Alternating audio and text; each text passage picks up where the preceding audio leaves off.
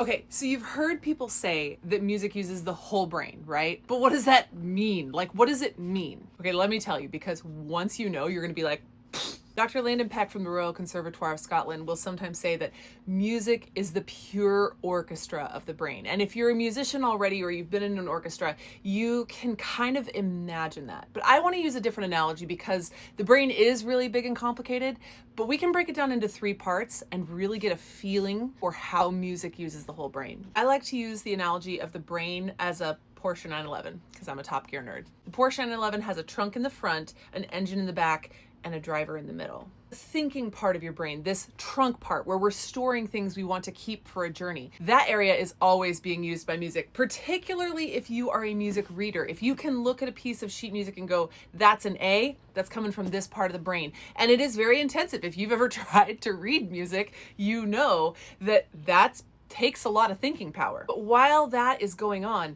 you've actually got automatic movement in the back. So there's this little structure in the back of your brain. It's actually got the cutest little name. It's called a cerebellum. It's funny because cerebrum means brain. Cerebellum means like little brainy poo. But what it does is not cute. It's very intense. It's 50% of the neurons in your brain, 10% of the mass, 50% of the neurons, because it lets you do motions automatically. I don't mean to brag, but I walk really well. I can do it without even thinking. And the cerebellum lets me do that. In fact, I've been moving my hands without thinking. I'm sitting up without thinking. All of that has been learned by my cerebellum. Anything that you can do right now that you could not do the day that you were born has been learned by that cerebellum. And if you are a musician at all, you know right now that you need a ton of cerebellar work, of hindbrain work to be good as a musician. You have to know how to move your fingers without thinking. You have to know how to breathe without thinking. You have to know how to move your vocal cords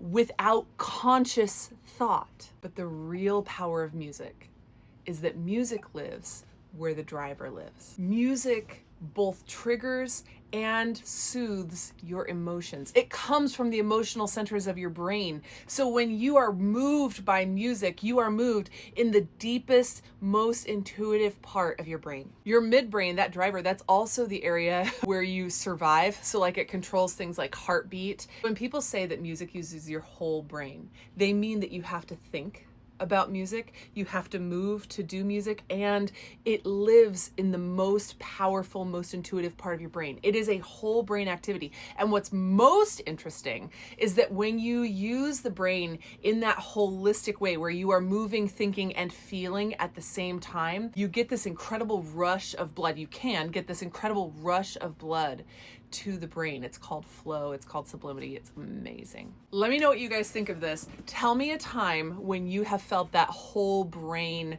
feeling doing music. Talk to you tomorrow.